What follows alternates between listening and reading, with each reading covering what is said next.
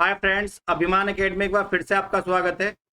और मैं आपके लिए लेकर आया हूँ C TET, super TET, MP TET या अन्य परीक्षाओं में जो हमारा घटना चक्र है, घटना चक्र के एमसीक्यूज। आपको बहुत ज़्यादा इसमें परेशान होने की आवश्यकता नहीं है। मात्र ये वीडियो आप अंत तक देख लीजिए, कोई ऐसा क्वेश्चन नहीं है जो इससे बाहर आएगा। और सबसे पहले मैं आपको बता दूं, जो डिटेल थ्योरी को हम बहुत शॉर्ट में पढ़ने वाले हैं ताकि इंपोर्टेंट क्वेश्चन यहाँ पर कवर हो सकें। चलिए समय खराब ना करते हुए चलते हैं क्वेश्चन नंबर फर्स्ट पर। जैसा कि आप देख रहे हैं कि पृथ्वी पर पाए जाने वाले भूमि जल पेड़ों में सामूहिक रूप को पर्यावरण कहते हैं, जो हमारे चारों ओर है। पर्यावरण संरक्षण अधिनियम आया था 1986 में, जैसा कि यहाँ पर लिखा हुआ है। पर्यावरण कहते किसे हैं? परि और आवरण दो शब्दों से मिलकर पर्यावरण बनता है हमारा।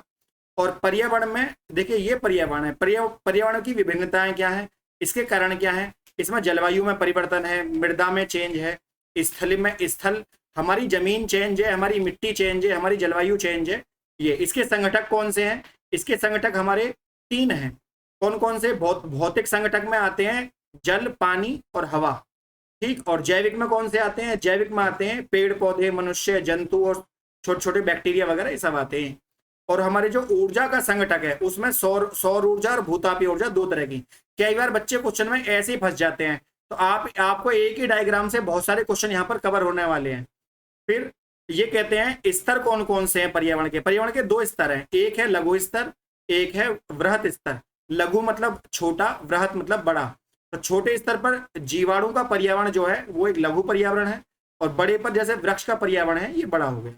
इसके कारक कौन कौन से? पर्यावरण के दो कारक हैं, एक संसाधन के रूप में, एक नियंत्रण के रूप में। आइए अब यहाँ से जो हमारा क्वेश्चन यहाँ पर बनता है उस क्वेश्चन को हम देखते हैं। क्वेश्चन क्या बनता है? हमारा क्वेश्चन बना है कि पर्यावरण से क्या अभिप्राय है।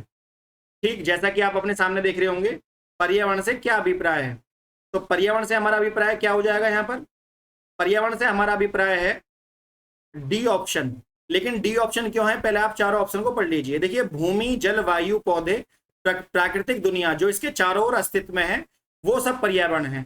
पर्यावरण संपूर्ण दशाओं का योग है जो व्यक्ति को एक सामान्य बिंदु पर घेरे हुए होता है। ये भी ठीक है। भौतिक, जैविक, सांस्कृतिक तत्वों को, अंतः क्रियाओं को मिलाकर पर्यावरण बनता है। ये भी सही है, इसलिए इसका आंसर डी हो जाएगा। अब हम थोड़ा सा इसकी डिटेल देख लेते हैं क्वेश्चन की। क्वेश्चन में डिटेल में ये क्या कह रहा है। ठीक, क्वेश्चन की डिटेल में कह रहा है पृथ्वी पर जो हमारे जीव जंतु पाए जाते हैं, भूमि है, जल है, पृथ्वी पर जो अन्य चीजें पाई जाती हैं, इन सब चीजों को मिलाकर हमारे यहाँ पर्यावरण बनता है। ठीक, हमारे चारों ओर है, सामूहिक रूप से पर्यावरण कहलाता है। पृथ्वी में अजैविक भी है, जैविक भी है, सब सारे घटक हैं। यह संपूर्ण प्रक्रिया एक तंत्र के रूप में संचालित होती है और जिसे पारिस्थितिक तंत्र के रूप में परिभाषित किया जाता है। तो पारिस्थितिक तंत्र क्या है? यह संपूर्ण प्रक्रिया जो संचालित करती है हमारे जैविक अजैविक को मिलाकर, वो है। पर्यावरण संरक्षण अधिनियम आया था 1986 में, ये तो आप रट लीजिए। पर्यावरण किसी जीव के चारों ओर घिरे भौतिक और जैविक दशाओं के साथ अंतःक्रिया को कहते हैं। अब ठीक, तो इसलिए इसका आंसर डी हो जाएगा। अगला जो क्वेश्चन है, क्वेश्चन ये है कि पर्यावरण किससे बनता है? पर्यावरण किससे बनता है? तो देखिए, ये खाली जीव केस बनता है या भूआकृतिक से बनता है या अजैव। देखिए, मैंने आपको पहले ही बताया था। देखो यहाँ लिख रहा है, इसमें भौतिक, जैविक और सांस्कृतिक तीनों चीजें आती हैं। सांस्कृतिक में आती है मैन मेड चीज है, जो मानव बनाता है, वो भी पर्यावरण का हिस्सा है। ऐसा नहीं है आप कोई काम कर रहे हो तो आप पर्यावरण से बाहर दूसरे कोई जो निर्वात है वहां पर जगह तो कर नहीं रहे, कर तो आप पर्यावरण के अंदर ही रहे। तो सांस्कृतिक भी पर्यावरण का ही हिस्सा है। कई बार इसको आप नजरअंदाज कर देते हैं, लेकिन ये भी पर्यावरण का हिस्सा है। तो इसका आंसर हो जाएगा हमारा डी। ठीक, चलिए समय खराब ना करते हुए चलते हैं नेक्स्ट क्वेश्चन पर। अगला जो क्वेश्चन है हमारा वो हो जाएगा कि सामान्यतः पर्यावरण के में निम्न प्रकार के, जो हमारा पर्यावरण है इसमें निम्न प्रकार से वर्गीकृत किया जाता है। इसमें कौन सा इसका वर्गीकरण का अंश नहीं है? सांस्कृतिक है, भौतिक है, जैविक है, मैंने अभी अभी आपको बताया था। लेकिन परिचालन नहीं है। भौतिक पर्यावरण है, फिजिकल एनवायरनमेंट है, कल्चरल एनवायरनमेंट है, बायोलॉजिकल एनवायरनमेंट है ना। भौतिक पर्यावरण में कौन कौन सी चीजें आती हैं? जलाशय है, जल है, मिट्टी है, चट्टाने हैं, खनिज है, प्राकृतिक चीजें आती हैं। सांस्कृतिक में आती है मैन मेड चीजें, है ना।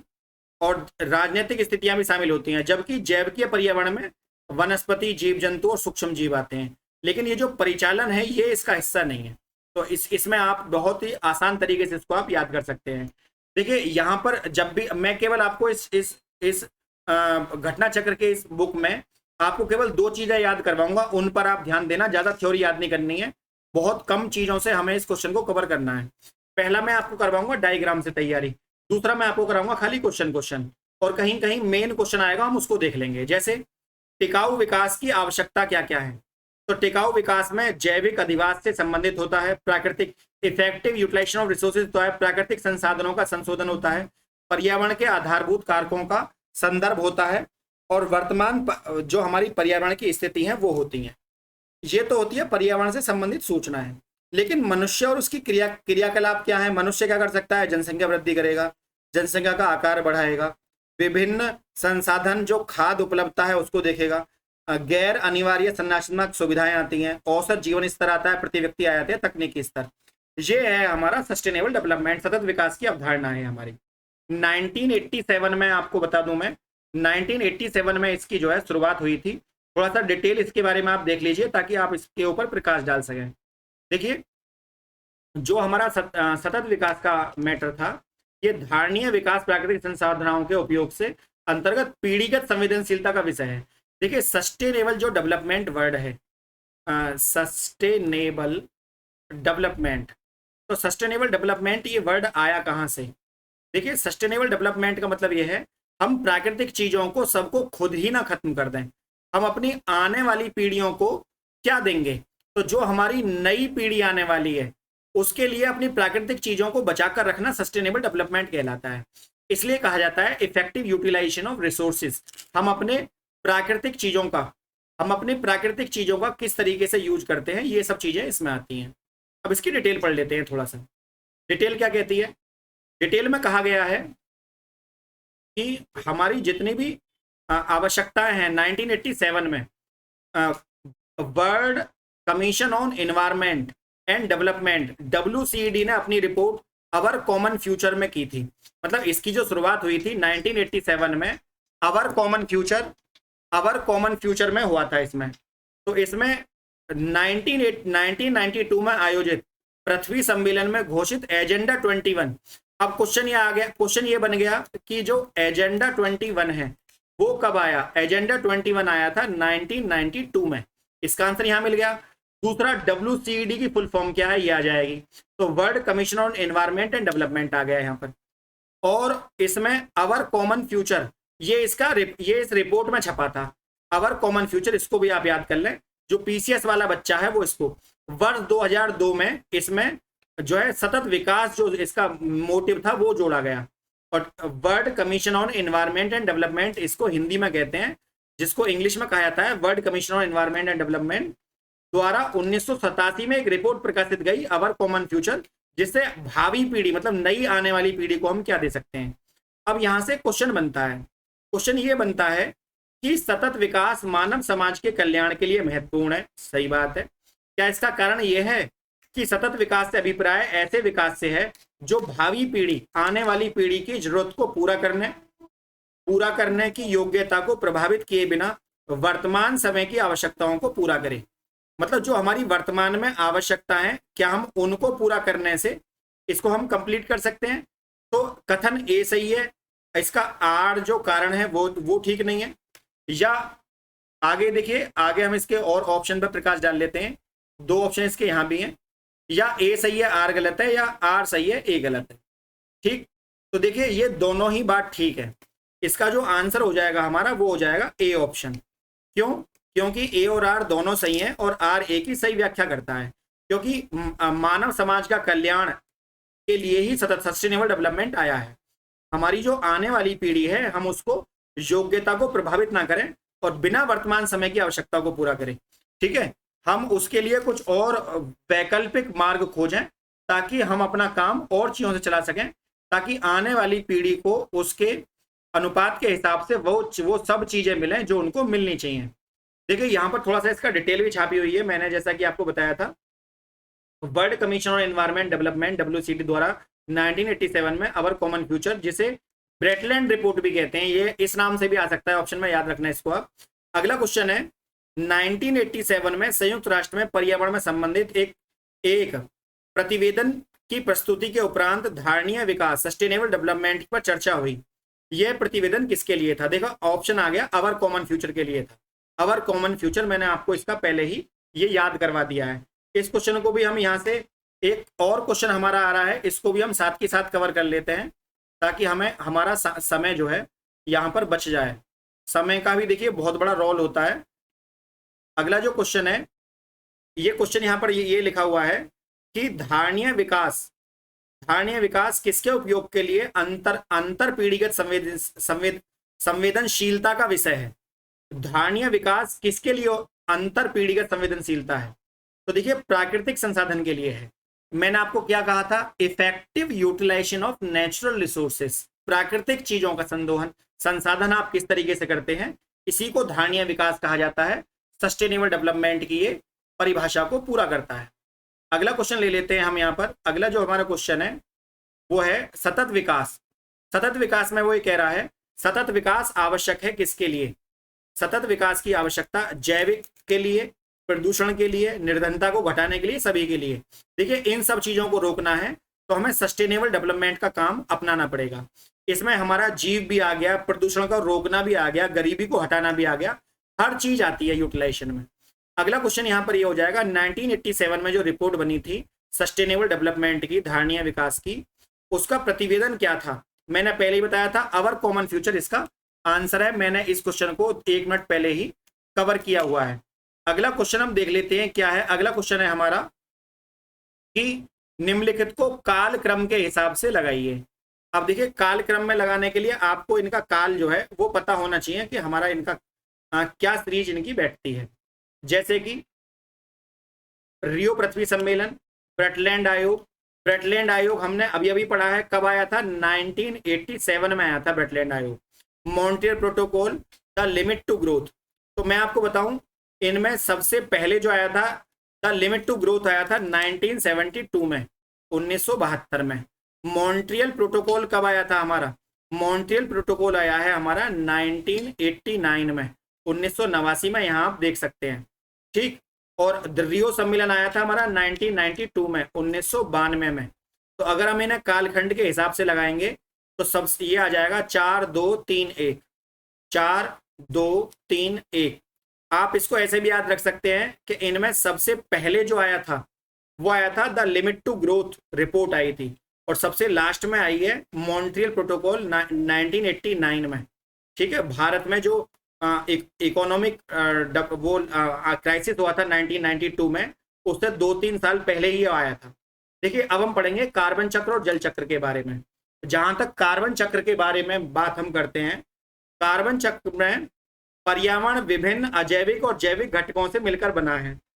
ये घटक आपस में अंतःक्रिया करते हैं। सामान्यतः यह अंतःक्रिया एक चक्रीय स्वरूप में होती है और तत्वों का चक्रण एक रूप से दूसरे रूप में होता है। यह चक्रण पृथ्वी में कार्बन चक्र जल चक्र को पूरा करता है। मतलब एक अंतःक्रिया से हमारी पृथ्वी बनी हुई है जिसमें कुछ चक्र हैं, जिसमें हमारा कार्बन चक्र भी है और हमारा जल चक्र भी है। पृथ्वी के कार्बन चक्र में कार्बनिक पदार्थों का अपघटन होता है और जीवधारियों द्वारा श्वसन प्रक्रिया से ये ज्वालामुखी प्रक्रियाओं में जीवाश्म ईंधन के दहन इत्यादि में कार्बन डाइऑक्साइड, ये यहाँ से गैस निकलती है। तो उसमें स्वपोषित पौधे प्रकाश संश्लेषण की क्रियाओं द्वारा कार्बन निर्माण में वायुमंडल कार्बन डाइऑक्साइड ग्रहण करते हैं। कार्बन चक्र वायुमंडल तत्व का एक संतुलन बनाए रखता है, इसी को हम कार्बन चक्र कहते हैं। अब हम थोड़ा सा इसमें क्वेश्चन को कवर कर लेते हैं, क्वेश्चन क्या कह रहा है। ठीक। देखिए ये हमारा कार्बन चक्र है। कार्बन चक्र में,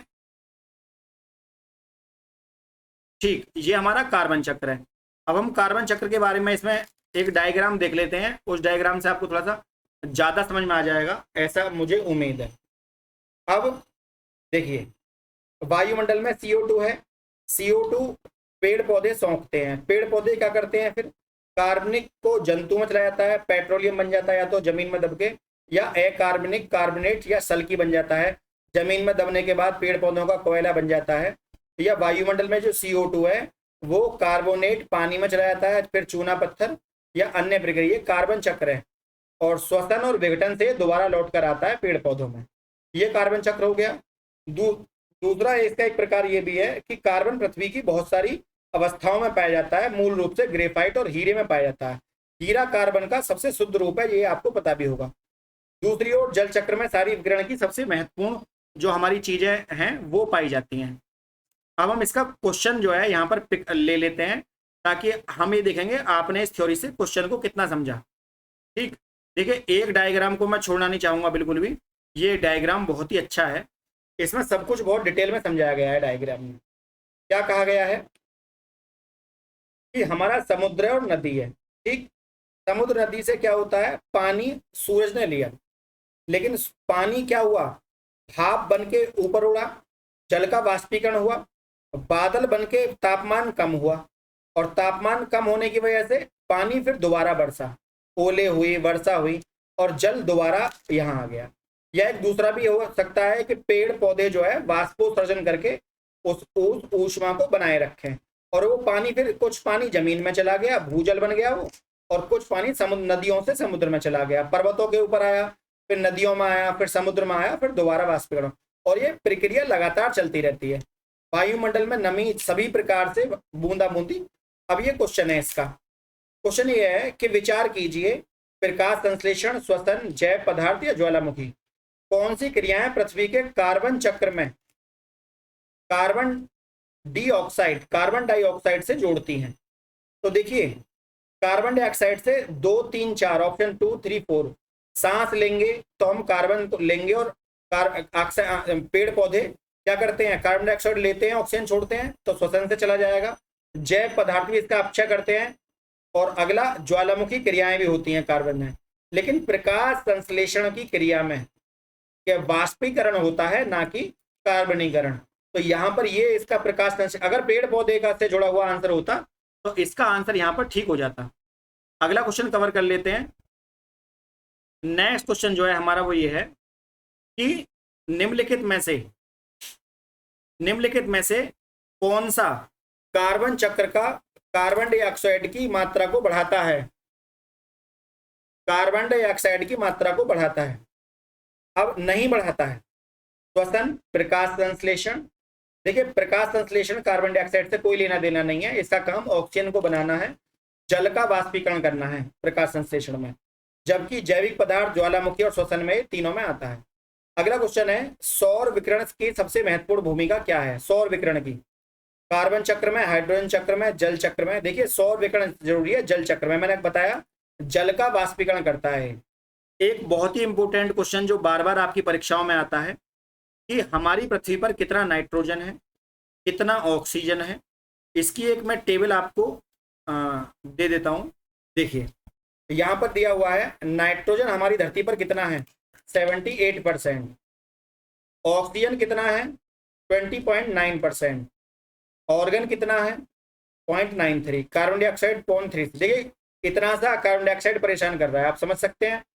नियोन कितना है 0.002, हीलियम कितना है 0.005, क्रिप्टॉन 0.001, जीनॉन 4 टाइम 09, और हाइड्रोजन 4 टाइम 05। पिछली बार अगर आपको ध्यान हो तो सुपर टेट के एग्जाम में हाइड्रोजन पूछ लिया गया था, डीएलएड के एग्जाम में आपसे हीलियम पूछ लिया गया था, और ऑक्सीजन और नाइट्रोजन तो लगभग यूपी पीसीएस में और आरओ में आता ही रहता है इस तरह के क्वेश्चन, है ना। तो ये आपको इस पर ध्यान देना चाहिए कि ये क्वेश्चन जो है बार बार आते हैं, तो इनको आप एक बार देख लें। अगला जो क्वेश्चन है वो ये है कि वर्षा की मात्रा निर्भर करती है किसके ऊपर, वर्षा की मात्रा जो है वो किस बात के ऊपर डिपेंड करती है, ऐसा आपसे पूछा गया है। ऑप्शन है हवा, इसको मैं थोड़ा सा स्क्रॉल कर देता हूं, हवा, या हवा के दबाव में, वायुमंडल में नमी में, या जल चक्र में, या आपका तापक्रम में। देखिए, वर्षा की मात्रा निर्भर करती है वायुमंडल में जो नमी है उसके ऊपर। वायुमंडल में अगर नमी होगी तो बारिश हो जाएगी। क्यों होगी, क्योंकि सभी प्रकार की वर्षा की मात्रा, बूंदा बूंदी वर्षा, बर्फबारी वायुमंडल की नमी की मात्रा में बढ़ जाती है, और बूंदों के रूप में वो नीचे गिरती है। तो ऐसा यहाँ पर एक्सक्यूज दिया गया है, और बिल्कुल सही है। अगला क्वेश्चन है कई आरोपित पौधे इसलिए नहीं बढ़ते क्योंकि पौधे ये क्यों नहीं बढ़ते, ये ऐसा पूछा गया है। नई मिट्टी में ईस्ट खनिज पदार्थ नहीं रहते हैं इसलिए। अधिकांश मूल रोम नई मिट्टी को अधिक सख्ती से जकड़ लेते हैं इसलिए। प्रतिरोपण के दौरान अधिकांश मूल रोम नष्ट हो जाते हैं इसलिए। या प्रतिरोपण के दौरान पत्तियां क्षतिग्रस्त हो जाती हैं इसलिए। देखिए, कई पौधे प्रतिरोध पौधे इसलिए नहीं बढ़ते क्योंकि प्रतिरोपण के दौरान अधिकांश मूल रोम नष्ट हो जाते हैं। इसका मतलब क्या है? सपोज करिए यहाँ पे कोई पौधा लगा हुआ था, ठीक है, इस पौधे को आपने यहाँ से उखाड़ा, तो जब आप इसे दूसरी जगह जाकर लगाएंगे इस पौधे को आप, तो इसकी जो जड़ है वो आधी जड़ यहीं रह जाएंगी मिट्टी के अंदर, और ये जो जड़ है दूसरी जगह जाकर ये जड़ पानी के मिट्टी और पानी के साथ एडजस्ट नहीं हो पाएंगी, जिसकी वजह से ये पौधा जो है मर जाएगा। तो जब भी हम याद रखें, जब भी हम प्रतिरोपण करें, प्रतिरोपण का मतलब है प्रतिरोपण, दोबारा से एक पेड़ को दोबारा से उगाना कहीं और, एक पौधे की जगह चेंज कर देना प्रतिरोपण कहलाता है। हमने इस पौधे को यहाँ से उठाकर यहाँ लगाया, तो जब यहाँ लगाएंगे तो इसकी जो जड़ें हैं वो यहीं रह जाएंगी, वो जड़ें यहाँ नहीं आ पाएंगी, जिसकी वजह से उसके जो मूल रोम है, मूल रोम मतलब उसकी जड़ें, छोटी छोटी जड़ें वो नष्ट हो जाती हैं। तो इसका आंसर हो जाएगा हमारा सी। देखो यहाँ पे क्वेश्चन बहुत अच्छा वो दिया हुआ है, पौधे ऑक्सीजन बनाते हैं, ऑक्सीजन को जंतु लेते हैं, जंतु दोबारा से कार्बन डाइऑक्साइड छोड़ते हैं, और कार्बन डाइऑक्साइड दोबारा से पौधे ले लेते हैं। तो ये ऑक्सीजन और पृथ्वी का जब मेंस परीक्षा में, सिविल सर्विस में या पीसीएस में कहीं लिखने के लिए आता है, इस तरह के डायग्राम आपके लिए बहुत उपयोगी हो सकते हैं। इन पर थोड़ा सा आप ध्यान दिया करिए, डायग्राम से कोई भी क्वेश्चन बहुत सुंदर हो जाता है। अगला क्वेश्चन है, पृथ्वी के चारों ओर गैसों के समूह को क्या कहते हैं? पृथ्वी के चारों ओर गैसों के समूह को वायुमंडल कहते हैं, क्योंकि इसमें नाइट्रोजन, ऑक्सीजन, कार्बन डाइऑक्साइड अन्य गैसें पाई जाती हैं। वायु क्या है? वायु एक यौगिक है, वायु तत्व है, वायु मिश्रण है, या वायु विद्युत अपघटय है? देखिए, वायु एक मिश्रण है। मिश्रण क्यों है? क्योंकि ये बहुत सारी गैसों का मिश्रण है। इसमें दो या दो से अधिक तत्व यौगिक या किसी अनुपात में साधारण रूप से मिश्रित होते हैं, और इसलिए इसको हम पर्यावरण कहते हैं। तो एक तरह से मिश्रण। अगला क्वेश्चन है, पृथ्वी पर पाई जाने वाली वनस्पतियां समाप्त हो जाती हैं तो किस गैस की कमी होती है? देखिए, ऑक्सीजन की कमी हो जाएगी। यदि वनस्पति नष्ट कर दी तो किसकी कमी हो जाएगी? ऑक्सीजन की। क्यों? क्योंकि ग्लोबल वार्मिंग के जिम्मेदार से कार्बन डाइऑक्साइड अवशोषण करती है। अगर वनस्पतियां नहीं होंगी तो कार्बन डाइऑक्साइड को अवशोषित कौन करेगा, और पृथ्वी पर जीवन जो है उस पर घातक प्रभाव पड़ेगा। निम्नलिखित में से कौन सा कार्य पेड़ पौधों का नहीं है? पेड़ पौधों का नहीं है ये पूछा गया है। देखिए, पेड़ पौधों का कार्य नहीं है ये पूछा गया है। कार्बन डाइऑक्साइड का अवशोषण करना ये तो पेड़ पौधों का काम है ना। शोर का अवशोषण करना ये भी सही है। जो पौधे लगाए जाते हैं सड़क के दोनों ओर, वो शोर को कम करने के लिए इस तरह के पौधे लगाए जाते हैं, उसके बारे में हम बाद में बात करेंगे। देखिए, वायु में प्रदूषण करना इन पेड़ पौधों का काम नहीं है, ये तो इंसान करते हैं। ऑक्सीजन की विमुक्ति करना ये भी ठीक बात है। तो इसमें कौन सा नहीं है? ये काम नहीं है पेड़ पौधों का कि वायु में वो प्रदूषण करें, है ना। ये मानव जनित है, ना कि नेचर अपने आप को कभी गंदा नहीं करती है, नेचर साफ करती है अपने आप। अगला जो क्वेश्चन है वो ये है, थोड़ा सा स्क्रॉल कर लेता हूं मैं इसको। क्वेश्चन ये है, निम्नलिखित में से नोबल गैसें कौन सी वायु में नहीं पाई जाती हैं? नोबल गैसों की बात चल रही है। निम्नलिखित में से नोबल गैसों में कौन सी वायु नहीं पाई जाती है? देखिए, रेडॉन एक नोबल गैस है, ठीक, रेडॉन, और शुष्क वायु में इसकी मात्रा नगण्य होती है, ना के बराबर। तो ये पूछ रहा है नोबल गैसों में कौन सी गैस नहीं है, तो इसका आंसर हो जाएगा रेडॉन, क्योंकि एक रेडियो एक्टिव है, और अगर वायु में होगी तो क्या करेगी? कैंसर फैला देगी, बहुत प्रॉब्लम खड़ी कर देगी। तो रेडॉन जो है वो वायुमंडल में नहीं पाई जाती है, ना के बराबर है ना। रेडियो एक्टिव नोबल गैस है एक तरह से। अगला क्वेश्चन है, शुष्क हवा में नाइट्रोजन की मात्रा कितनी होती है? देखिए, बहुत ही इंपॉर्टेंट क्वेश्चन है। शुष्क हवा में नाइट्रोजन की मात्रा कितनी होती है? ये होती है 78%। सबसे ज्यादा यही है, मैंने आपको टेबल भी दिखाई थी, 78.08%। पर्यावरण सुरक्षा का ये टॉपिक है, इसके बारे में तो आप इसमें नहीं भी पढ़ेंगे। गरीबी कम होने पर पर्यावरण नकारात्मक सकारात्मक दोनों प्रभाव पड़ते हैं, है ना। और ये ऐसा नहीं है कि केवल गरीब ही प्रदूषण को फैला रहे हैं, कुछ सकारात्मक प्रभाव भी हैं, कुछ नकारात्मक भी है। इसमें हम अगला क्वेश्चन ले लेते हैं, जिसमें वातावरण में सर्वाधिक प्रतिशत में क्या है, ऐसा पूछा गया है। वातावरण में सर्वाधिक प्रतिशत में क्या है? तो देखिए ये हम निसंकोच नाइट्रोजन है, और कितना था? 78.08% हमारी नाइट्रोजन है, सबसे ज्यादा नाइट्रोजन है। हवा में जिस गैस की सबसे अधिक मात्रा है वो कौन सी है? हवा में सबसे अधिक नाइट्रोजन है, ये सबको पता है। ठीक है।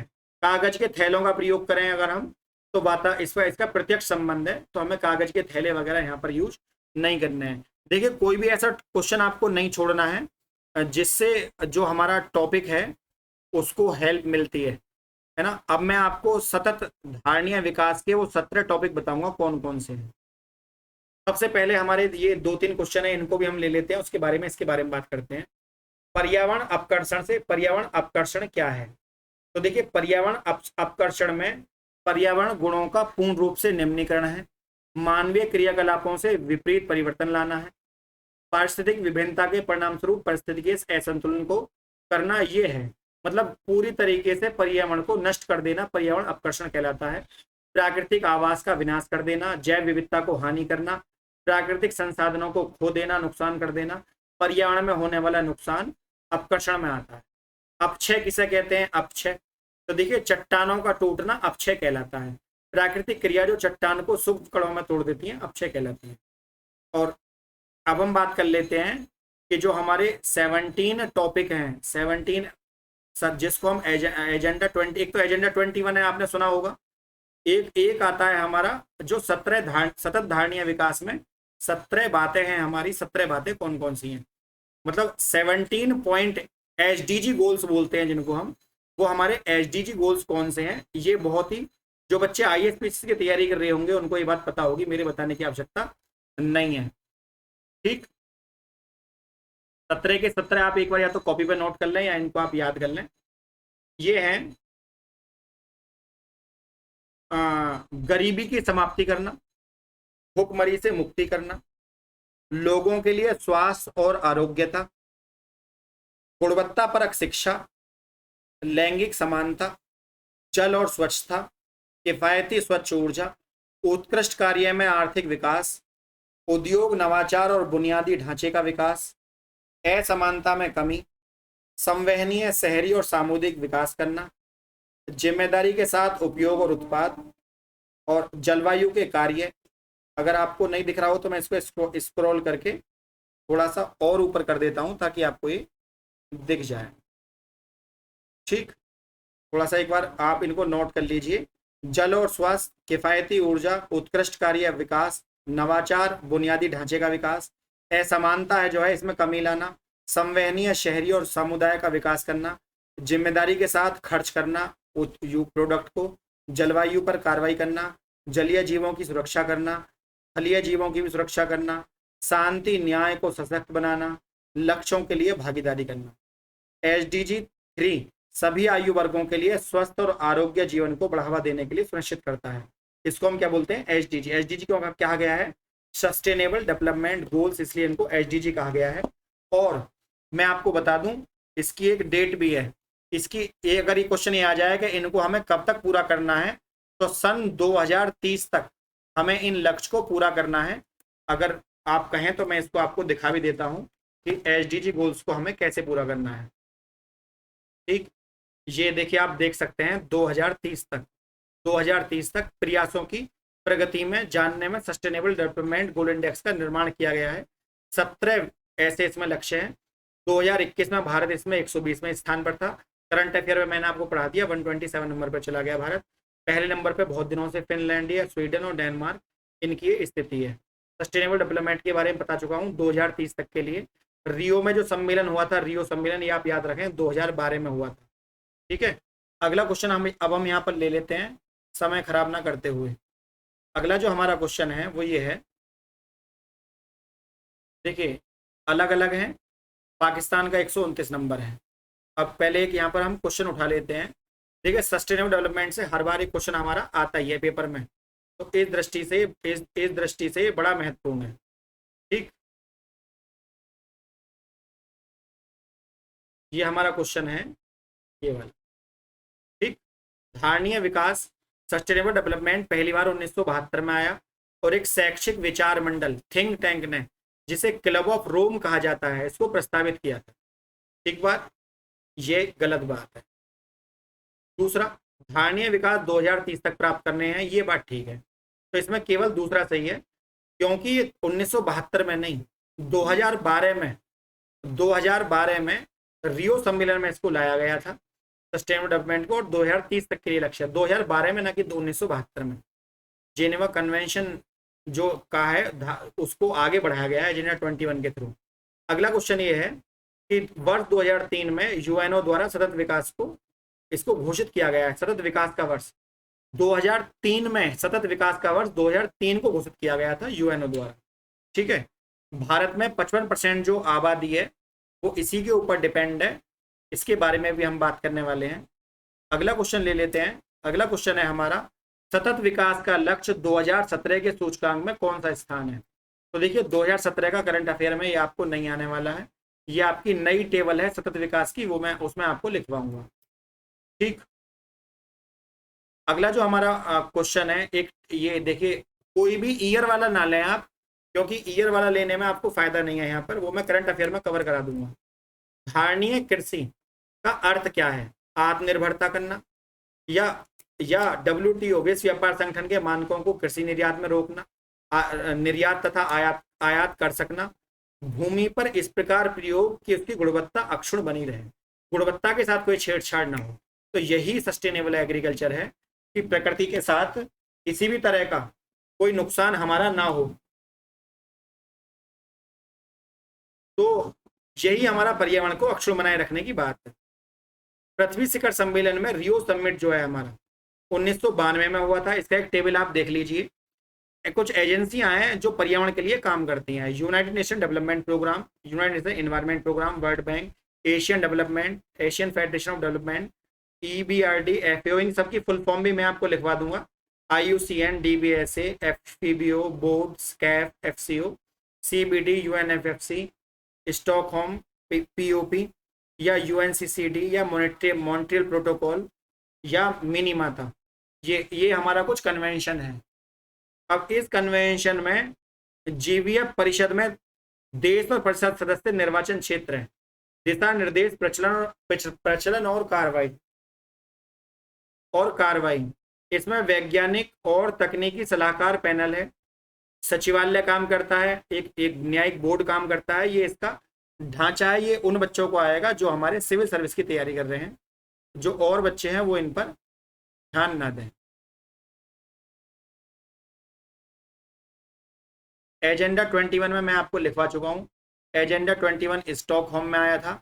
एक बार थोड़ा सा आपको इसके बारे में मैं बता देता हूँ, हल्का सा, पहले पढ़ा चुका हूँ वैसे इसके बारे में। एजेंडा 21 जो है वो धारणीय विकास के लिए वैश्विक कार्य योजना है। एक स्टॉकहोम सम्मेलन में 1972 में आया था। इसके 20 साल बाद 1972 में 20 साल जोड़ोगे 1992, इसकी 20वीं वर्षगांठ में पृथ्वी शिखर सम्मेलन बनाया गया था, जिसमें एजेंडा 21 पर बात हुई और इसकी समीक्षा हर 5 साल में की गई। तो 1992 के 5 साल बाद, मतलब 1997 में पहली बार इस पर विचार किया गया। मतलब दोबारा सुन लीजिए, स्टॉकहोम सम्मेलन 1972 में हुआ, उसके 20 साल बाद पृथ्वी सम्मेलन बना, उसमें एजेंडा 21 आया, जिसके 5 साल बाद इसकी समीक्षा की गई, जिसे पृथ्वी सम्मेलन क्योंकि 1992 में हुआ था +5, तो 1992 +5 कितने हो गए? 1997 में पृथ्वी सम्मेलन +5 हुआ। आप ऐसा ना हो कि पृथ्वी सम्मेलन +5 पूछे, आप 1992 लगा दें, आप इसको 1997 लगाइएगा। अगला क्वेश्चन है, रियो डी जेनेरियो में जो अंतर्राष्ट्रीय सम्मेलन हुआ था, रियो डी जेनेरियो में, वो सम्मेलन किसके लिए हुआ था? देखिए, संयुक्त राष्ट्र पर्यावरण विकास सम्मेलन हुआ था रियो डी जेनेरियो में। इसी को 1992 में जो सम्मेलन हुआ, इसी को पृथ्वी सम्मेलन भी कहा जाता है, अंतरराष्ट्रीय पृथ्वी सम्मेलन। ठीक है, जो मैं अभी इसके बारे में मैंने आपको चर्चा करी थी, कि पृथ्वी सम्मेलन है। अगला क्वेश्चन देख लेते हैं, काफी अच्छा क्वेश्चन लग रहा है देखने में, और ये क्वेश्चन है, भूमंडलीय पर्यवेक्षण सुविधा के संदर्भ में निम्नलिखित में से कौन सी बात ठीक है? तो जो हमारा भूमंडलीय पर्यवेक्षण है, इसमें जैविक विविधता अभिसरण जलवायु परिवर्तन से संयुक्त ढांचा है, और इसकी अभिसमय वित्तीय क्रियाविधि के रूप में काम करता है। ये बात बिल्कुल ठीक है। भूमंडलीय स्तर पर पर्यावरण के मुद्दों पर वैज्ञानिक अनुसंधान करता है, ये भी सही है। दोनों ही बात ठीक है, ए ऑप्शन यहाँ पर इसका ठीक हो जाएगा। लेकिन यहाँ पर एक चीज यहाँ पर गलत हो गई। वो क्या गलत हुआ है?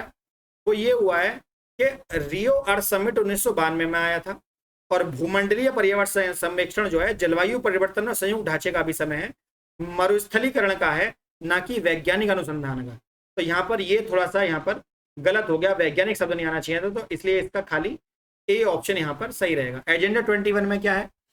जैविक विविधता का सर्वेक्षण करना, विकासशील देशों में गरीबी निवारण करना, पूंजी स्थानांतरण को उदार बनाना और सबको खाद्य, स्वच्छ जल और सुरक्षा का मुहैया कराना, ये हमारे एजेंडा। लेकिन आपको पता हो चाइना और यूएसए ये केवल अपने बारे में सोचते हैं, कहने के लिए ये सब काम होने चाहिए, पर ये काम वास्तव में चीन और रूस की वजह से होते नहीं है, वो केवल अपना लाभ देखते हैं।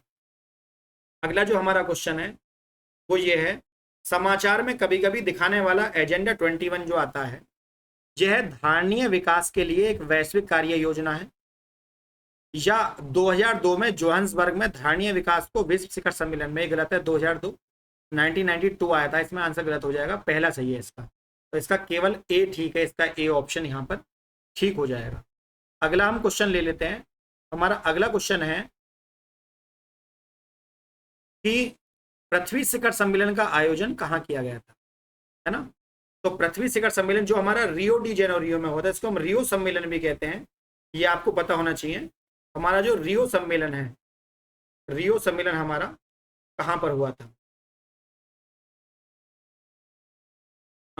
ब्राजील में। अब देखिए, पृथ्वी शिखर सम्मेलन रियो, इसका पूरा नाम क्या है? इसका पूरा नाम है रियो डी जेनेरियो। तो रियो डी जेनेरियो ये हमारा हुआ था ब्राजील में, अगर देश पूछे, और जगह का नाम रियो डी जेनेरियो, इसको शॉर्ट में लिखा गया है। और ये कब हुआ था? 1992 में। समीक्षा कितने साल बाद होती है? 5 साल बाद, 1997 में समीक्षा हुई, है ना? तो ये आपको पता। इसकी शुरुआत कब हुई थी? इसकी शुरुआत हुई थी 1972 से, जब सस्टेनेबल डेवलपमेंट आया था उसके 20 साल बाद इसकी शुरुआत हुई। ठीक है, अब देखिए रियो 20 आ गया, रियो 20। अब रियो कब आया था? 1992 में, 1992 में आया था। तो अगर हम इसमें 20 साल जोड़ दें तो हमारा कितना हो जाएगा? सन 2012 हो जाएगा। तो रियो 20 जब बात चलती है तो रियो में, रियो मतलब 1992 में 20 साल जोड़ दीजिए, ये आपका अगला आंकड़ा यहाँ पर निकल कर आ जाएगा। हम इस क्वेश्चन को यहाँ पर पढ़ लेते हैं, टॉपिक को पूरा करते हैं इसको। रियो सम्मेलन, जो हमारा रियो सम्मेलन है वो ठीक 5 साल के बाद, 5 साल के बाद 23-27 जून 1997 को न्यूयॉर्क में यहाँ पर इसकी मीटिंग हुई। रियो +5 हुआ था पृथ्वी सम्मेलन का 92 के बाद। फिर रियो 10 आया 2002 में, फिर रियो 20 आया 2012 में। इसमें क्या हुआ था? पृथ्वी की 20वीं वर्षगांठ बनाई गई यहाँ पर, जोहान्सबर्ग में ये हुआ था। और इसमें एक वो रखा गया, द फ्यूचर वी वांट। इसकी जो थीम थी आप याद रख लें, थीम बहुत इंपॉर्टेंट है इसकी। 2012 वाले की थीम हर साल इसकी एग्जाम में पूछी जाती है, तो आप इसकी थीम पर बिल्कुल भी जो है ऐसा ना हो कि इसकी थीम पे आप ध्यान ना दें। मैं एक बार आपको अच्छे से दिखा देता हूँ थीम क्या है। इसकी जो थीम थी वो थी द फ्यूचर वी वांट, और भारत में हरित अर्थव्यवस्था को प्रोत्साहित करने के विकास पर बल दिया गया था। रियो 20 का घोषणा पत्र का शीर्षक क्या है? तो द फ्यूचर वी वांट इसका रियो 20 का है। रियो कब हुआ था? रियो हुआ था 1992 को, ठीक। और पृथ्वी सम्मेलन कब हुआ था? हमारा पृथ्वी सम्मेलन हुआ था, देखिए कहाँ हुआ था, दोबारा क्वेश्चन वही आएगा। पृथ्वी सम्मेलन 1992 में हुआ था, 1997 में इसकी वर्षगांठ बनाई गई, ठीक। अब हमारा जो क्वेश्चन है अगला, वो हमारा क्वेश्चन ये है कि पृथ्वी सम्मेलन कहाँ हुआ? तो ये हुआ था रियो डी जेनेरियो में, इसलिए इसको रियो सम्मेलन भी कहते हैं। पृथ्वी सम्मेलन की शुरुआत कहाँ पे हुई, कब हुई थी? ये हुई थी 1992 को। 1972 में सस्टेनेबल डेवलपमेंट आया, उसके 20 साल बाद ये मनाया गया। 1997 में इसकी समीक्षा हुई थी, ठीक है। और पर्यावरण संरक्षण अधिनियम आया था 1986 में, ये आपको पता होना चाहिए। 23 मार्च 1950 को मौसम विज्ञान अभिसमय लागू हुआ था। 1951 को इसके एक मौसम विकास संगठन की स्थापना करी गई। इसका मुख्यालय जो है मौसम वाले का वो जेनेवा में है, स्विट्जरलैंड। आप इसको ऐसे याद रख सकते हैं कि जेनेवा का मौसम बहुत अच्छा है। तो मौसम विज्ञान अनुसंधान संस्थान जो है स्विट्जरलैंड में है। इसके वर्तमान महासचिव पैट्रिक लास हैं और हेरोल्ड एड्रियन अध्यक्ष हैं जर्मनी के। ठीक, अगला क्वेश्चन जो यहाँ पर आ जाएगा, हरित अर्थव्यवस्था की कार्रवाई के लिए पीजीएपी, जो हमारी बात होती है पीजीएपी की, तो वो पीजीएपी जो होता है हमारा हरित विकास, उसमें समावेशी अर्थव्यवस्था की दिशा में संक्रमण सहायता देने के लिए संयुक्त राष्ट्र की एक क्रियाविधि है। ये कब अभिमूर्त हुई? तो देखिए 2012 में संधारणीय विकास की बात हुई थी, 2012 में, जिसको हम रियो 20 कहते हैं। मैं इसके बारे में आपको कई बार बता चुका हूं। ठीक, अगला क्वेश्चन ले लेते हैं। देखिए क्वेश्चन को ध्यान से पढ़िएगा, एक या नोट्स बना लीजिए अपनी कॉपी पर, जिससे आपको इन क्वेश्चनों को पढ़ने में आसानी हो और भविष्य में इसकी दिक्कत आपको ना हो। ठीक, हमारे एक दो क्वेश्चन छूट गए, ये इन क्वेश्चनों को हम यहाँ पर ले लेते हैं। देखो क्वेश्चन आ गया कि अभिसमय जो हमारी आई थी, अभिसमय, ये अभिसमय शोध संस्थान कहाँ पर है? तो ये नागपुर में है, राष्ट्रीय, हमारे भारत का कहाँ पर है? ये है नागपुर में। अगला क्वेश्चन यहाँ पर हम कवर करते हैं। अगला क्वेश्चन है हमारा, पहले मैं एक आध क्वेश्चन देख लूँ ऊपर नहीं छूटा है, नहीं छूटा है, इसके बाद हम आगे देख लेते हैं। हमारा क्वेश्चन है, ये तो नागपुर में हो गया शोध संस्थान वाला। दूसरा, राष्ट्रीय पर्यावरण का कहाँ पे है? नीरी जिसको हम कहते हैं। देखिए सबसे इंपॉर्टेंट, मोस्ट इंपॉर्टेंट लगा लीजिए, नीरी की फुल फॉर्म आपको आने वाली है पेपर में, National Environment Engineering Research Institute NEERI, और इसका सेंटर है 1958 नागपुर में इसकी स्थापना हुई थी, ये आप याद रख लें। ठीक है, और इसका जो संस्थान है केंद्रीय लोक स्वास्थ्य इंजीनियरिंग शोध संस्थान, ये छपेरी में है, वाटर प्लांट वगैरह विज्ञान है ना, NEA इसको बोलते हैं। सॉरी, इसकी फुल फॉर्म जो है छपेरी बनती है, और इसमें जो है इसके जो फुल फॉर्म है वो है निया। निया का मतलब है राष्ट्रीय पर्यावरण प्राधिकरण, नेशनल एनवायरमेंट अथॉरिटी, निया। ठीक है, वन एवं इसको ये संभालती है। बस इसमें इतना ही काफी था। अगला क्वेश्चन हम देख लेते हैं। यहाँ पर हमारा अगला क्वेश्चन है NEA का क्या मतलब है? देखिए मैंने आपको अभी बताया था NEA का क्या मतलब है। तो यहाँ पर NEA का मतलब है national environment authority, national environment authority, और इसके लिए अपीलीय प्राधिकरण बना 1997 में, और पर्यावरण संरक्षण अधिनियम तो 1986 में बना था, ये आप भूलोगे नहीं। ग्रीन पीस इंटरनेशनल का मुख्यालय कहाँ पर है? ग्रीन पीस का है एम्स्टर्डम।